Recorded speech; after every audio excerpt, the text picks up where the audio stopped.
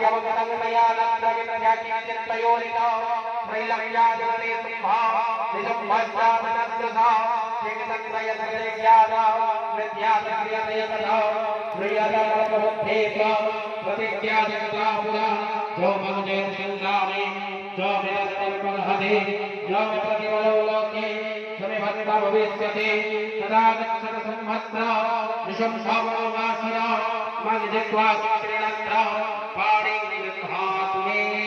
लघ ततौवाच अवलिप्ताचमयिवन्त देवी रोहि ममाग्नता त्रैलक्ष्यकस्मन्तिष्ठे दग्धसंभावितमया अन्यथा वदिरज्ञाना सर्वदेवनगीतजी यच्छन्ति सुमुखे देवी हिङ्गुलास्त्रमेकिना इन्द्रस्य सकला देव त्रैलक्ष्यकन्युगे संभावेनैरमजपेता श्रीप्रयायाश्रितम्मुखा